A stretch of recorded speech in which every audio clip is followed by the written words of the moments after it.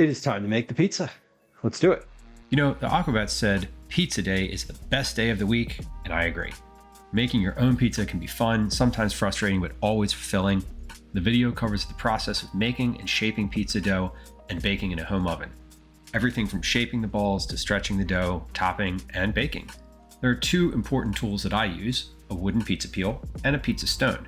If you don't have either, don't fret. You can cook the pizza dough on a big sheet pan and things should come out just fine, though the crust may not be as crisp. For putting the pizza in and out of the oven, use another sheet pan and treat the back of it like I do the pizza peel in this video.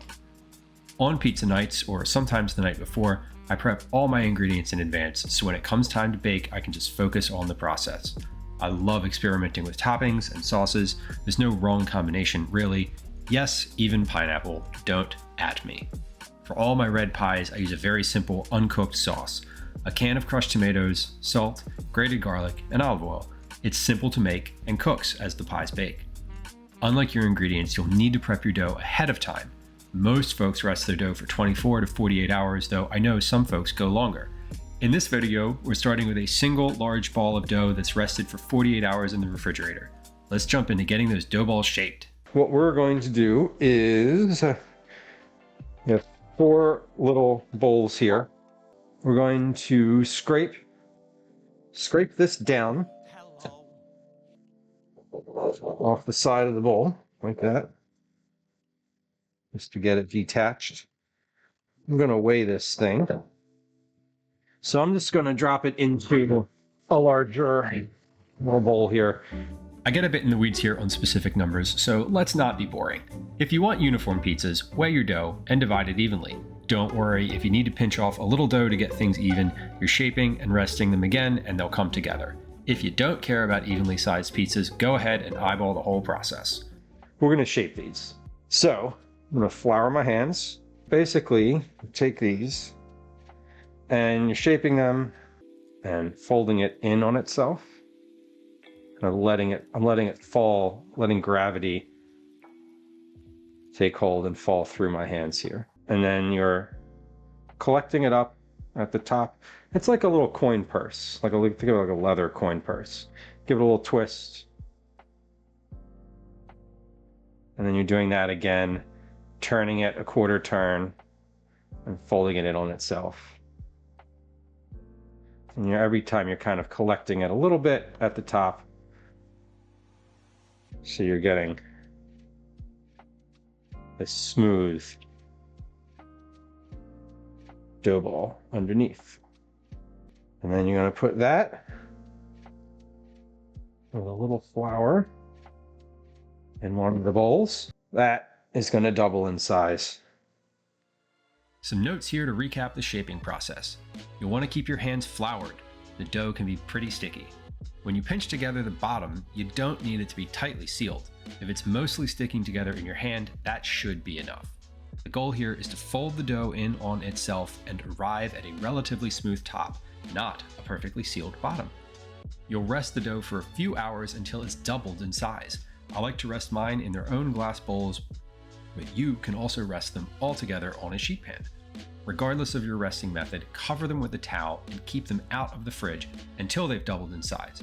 Once that happens, you're ready to turn them into pizzas. I'm going to start with our pizza dough. I'm going to flour my hands. I'm also going to flour my pizza stone with a little bit of semolina flour. It's a coarser ground flour. I'm going to shape the pizza and put it on the stone, and this is going to help the pizza slide off into the oven. I'm going to take the dough and peel it out of my bowl. We'll let it fall into my hands. Again, we're letting gravity do some work, a lot of work here. I'm going to start by putting this directly on the counter.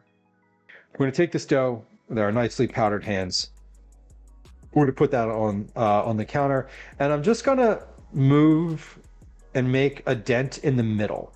We're already thinking about the crust here. We're not touching the edge. I'm doing a little indentation and leaving kind of a generous amount of space around the edge. Basically, you never want to mess with the crust the whole time. You never want to press the edge all the way down anywhere on the outside. So what that looks like is a dough that has a crust. Sort of, we're starting to get this visible ridge around the edge.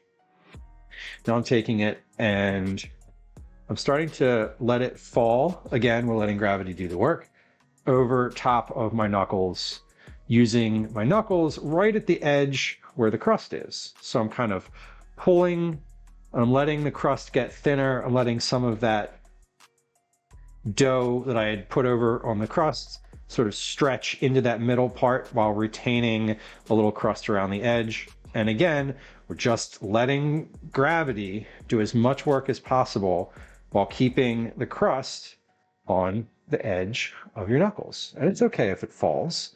If everything's floured, you're going to be okay.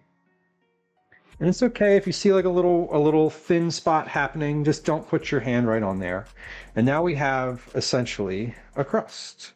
This one has a very minor little soft hole spot in the center.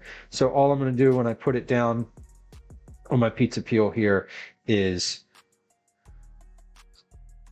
just pinch that and kind of massage that until it's closed. So I've got a pizza, nice round pizza, ready to go. I've still got my crust around the outside. It's not as wide as it was, and I'm just kind of working this towards the outside of the peel, just making sure that I still got some movement under there and it's able to slide off. To recap, rest your big ball of dough up to 48 hours and prep your toppings ahead. Divide your dough and shape into balls by folding in half and twisting together at the bottom to form a smooth, round ball. Let those balls rest covered outside of the fridge until doubled in size, then shape with your hands. When shaping your pies, don't press down on the edges so you keep the crust intact, and let gravity do the work as the dough falls over your knuckles. Top, bake, and enjoy. I love experimenting with seasonal toppings, and I always make extras because who doesn't love leftover pizza?